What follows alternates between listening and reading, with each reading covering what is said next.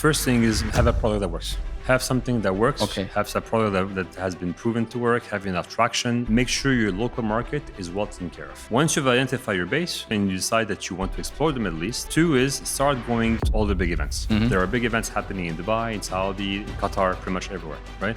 And this is the best chance you have to go and understand the ecosystem, understand what it is, understand who's working, who's not working. And then you can start judging, well, is it actually going to be good for me or not?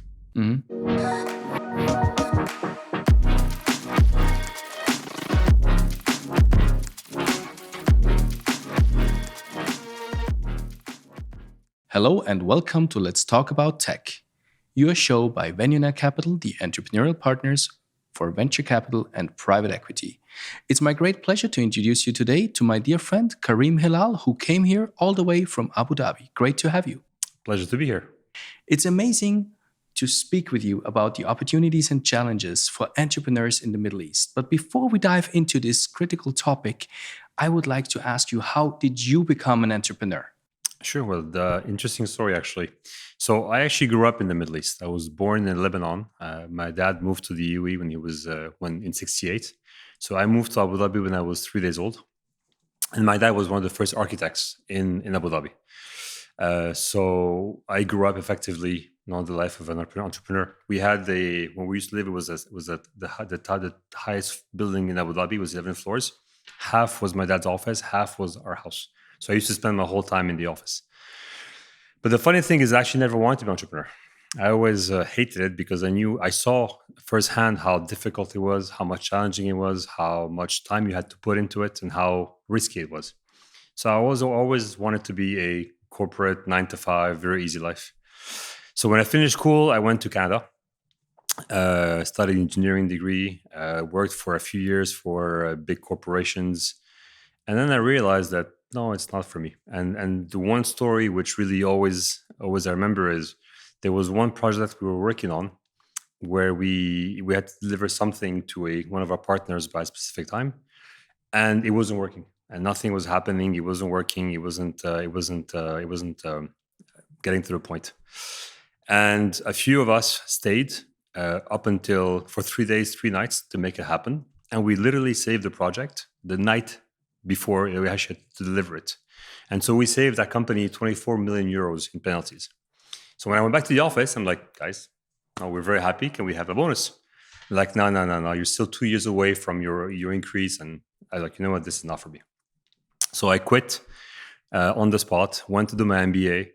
And then I started doing a few businesses back in Montreal. The last one that I did was a Wi-Fi installation system back in the days where we used to install Wi-Fis in all the big coffee shops in Montreal. That was my first big taste of business. And then unfortunately, my father passed away. So he passed away in 2006. Decided to go back to the Middle East to take over the business with my 2 brothers. And we're 4 brothers, 3 architects, and I'm more of the business guy and IT guy. So I was handling all of the boring strategy, business development stuff in the business. And out of that particular experience, effectively, which was a semi-entrepreneurial because we had to take over a business that was quite successful, but that was very entrepreneurial, very family-oriented, the way it was built. And we had to make it into a proper full-blown business. So we modernized it, we made it much more efficient. And as part of that, we ended up building our own solutions for our own needs. And some of those became public, effectively. Some of those were seen by other people. They liked it. They want to adopt it. And so effectively, this is how my company called ProTenders started off. It became an offshoot of something that we built for us internally that people wanted. And then this is how we started scaling it. And ProTender is a platform for tenders in the real estate sector, right? In the construction business. Well, that's how it started. So effectively what it was, I always remember the story. There was so we used to spend more time tendering projects or getting the price for a project than actually designing it. It would cost us a fortune, and we would only get paid as a company once a tender was actually issued because our fees were a percentage of the project value. And so if the project got canceled, we never got paid. And there was one particular case where we had to support one of our partners to bid on a new project in Abu Dhabi, which was a massive project. I won't say which one, but that one project ended up being 3 tons of document that had to be printed, stamped page by page, and signed page by page, and then shipped off. 3 tons? 3 tons. And I'm like, how long do you sit and sign? Far too long. far too long. And so the idea was, it's got to be a better way than this, right? And so effectively, when we'll start looking, it was either adopting the very big, very expensive Oracle solutions that weren't meant for construction, which meant we had to spend even more money trying to customize them, or keep doing it the old way, right? And this is how we started building up our own solution for us to streamline our process. So effectively, it started off as a way for us to streamline all the tendering process. Document management, document reviews, online invitations, online bidding, the whole thing is extremely efficient, digital.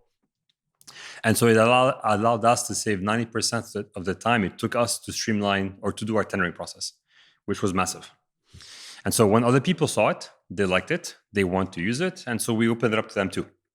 That's how we started. In 2015, 16, there was a few things that were happening. One is I wanted to step out of family business.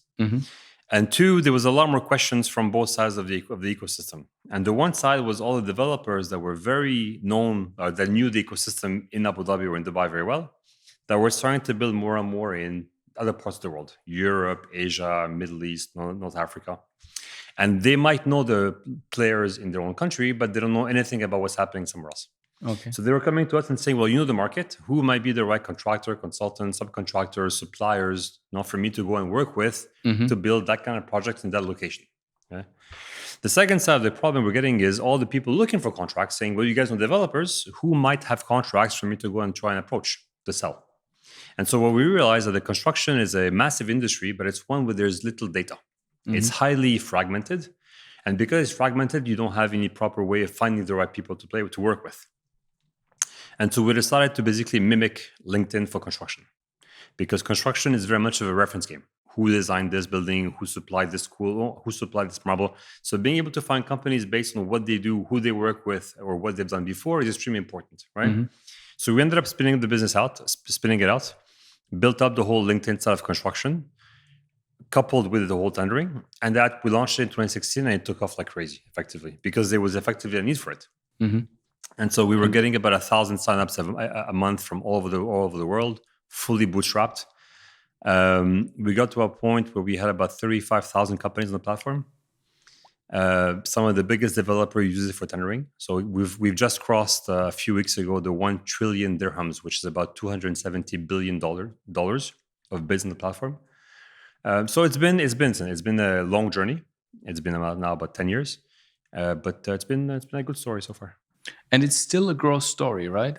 You're launching around, you're inviting investors to help you explore the entrance of the Kingdom of Saudi Arabia. Is that right? Exactly. So Saudi is now the biggest industry, the biggest country in the region. It's a giant that's just woken up, effectively. There's over 3 trillion worth of projects in the pipeline today just in Saudi. They just won last week the FIFA World Cup. They had the Expo coming up. They had the Giga projects, Neom, Qiddiya, and Red Sea, and all these things. So it's a country which has at least 15, 20 years of construction going on ahead of it. The problem they have is because they have so much to do, they have to upscale the whole ecosystem to be able to achieve those projects, right? And so they're now in a phase where they're actively looking for solutions to try and help them streamline or the way the construction is done for them to be able to achieve those projects. So we're one of the solutions that were chosen by a few people there to help them achieve those projects. So we're now in a new, so we were doing quite well in the UAE, but we're now in a whole different stage of growth because of Saudi. So we're raising, effectively saying we're raising for us to move to Saudi. We already have a big contracts over there. And the idea is for us to become the platform on which all of construction in Saudi happens, from developers down to procurement and tendering, as a way for them to understand what's happening, what's going on, who's building, who's not building, what's the price of materials, what's going to be the forecast for materials in the future so we can plan for it, to make really construction much more data-driven. And this is the big focus for Saudi. This sounds impressive. Now, I mean, the real estate market and PropTech market obviously is huge in the GCC, in the Gulf region. Yes. There is many entrepreneurs trying to enter the region, right? And they're not local, right? They don't have a family business. They don't have links, right? That they have established through family or friends, etc. Is it even possible for them to be successful? And what would you suggest to them if they want to try to enter the region? It's definitely possible. I think first the question is when you talk about PropTech, it's a very wide sector. It goes from the design to the planning to the construction to the operation and maintenance phase and sales and transaction side. Right now, the interesting thing is different countries have different requirements. For example, Dubai, which is where I live, is much more active trying to push how to make transactions more efficient, whether it be tokenization, fractionalization, whether it be how to officially maintain or operate assets. So the transactional side and the operational side of PropTech is where the opportunity is in Dubai. Saudi, because they're building massively, it's much more on the building side, on the planning side, right? So first you have to understand every ecosystem, what are they looking for, and they all have different needs at this point. But on the contrary, the first thing that I would say is it is a market that has a massive interest and is very open to foreigners on the condition that they've actually shown traction back in their home country, right? And if you're able to showcase that, yes, we have operated in Austria for the past 5 years, we've done X amount of work, we work with these these big companies, then you come in with a bag with a proof of what you do, which is much easier than if you were local. So actually, the interesting part is it's much easier as a foreigner to come into the GCC market than if you're a local one. So there is definitely interesting opportunities. But again, the condition has to be that you have built your traction, you have built your model, you have built your proof back home. And I think there's a couple of big companies you work with that already are quite big in the area. So definitely very good market to be. Now, the second thing is UAE, yes. Saudi, much more. It's about relationships. You have to spend time. People have to see you very often. You can't just come in, expect tomorrow to have a contract.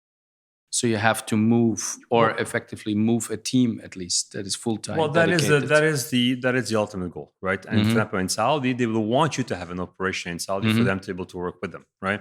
But even if you don't, even that's not the point. You can go through partnerships and find local partners that can sell you. But for them to be able to trust you, they have to see you very often. So the more you travel there, the more you spend time with them, the more you discuss what you're trying to do, the more you connect with the right people, the more they're going to trust you, and the more they're going to want to give you contracts. Right? You can't expect to go there once in a blue moon, once a year or twice a year, and expect contracts to happen. So it's very important to have local partners that understand the ecosystem, understand who to talk to for what you're trying to do. And again, they'll help you find the right people to speak to connect with, and then to get contracts. Okay, interesting. So if you want to sum it up and make it like you could say a guideline, right? For entrepreneurs that want to strive and grow, right, through the Middle East and maybe for the rest of the world. Sure. What would be the 5 rules that you would suggest, right, that they should follow? So be local. So first thing is have a product that works. Have something that works. Okay. Have a product that has been proven to work, have enough traction. Make sure your local market is well taken care of. At least you solidify your base. Once you've identified your base, 2, and you decide that you want to explore the Middle East, 2 is start going to all the big events. There are big events happening in Dubai, in Saudi, in Qatar, pretty much everywhere, right? And this is the best chance you have to go and understand the ecosystem, understand what it is, understand who's working, who's not working. And then you can start judging, well, is there actually going to be good for me or not? Right? 3, once you've validated that you have a need for what you do, then you try and find local partners. Right? To try and accelerate the process of you connecting with the right people and trying to get to the right places. And again, that could be going through people like yourself, people like, again, I'm part of a few different ecosystems. This is the typical quote that we say, your network is your net worth. It's very true, especially in the Middle East. So going through partners, associations, trade delegations to build up your reputation. The fourth thing is most of the people in the Middle East will want to go through POCs first. So you have to expect that for the first 6 months, you're going to do a POC typically for free, where they're going to validate your solution. Because again, whatever you do, it might not be suited to the local market.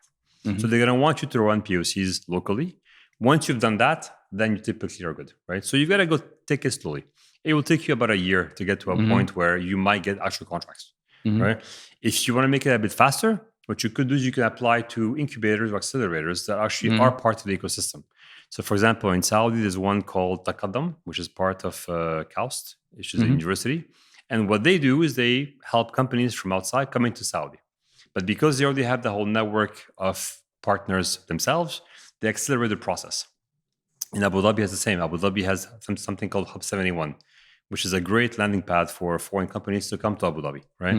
Dubai has the same. So each of those countries has those landing pads, which are a way for you to accelerate your growth into a local market.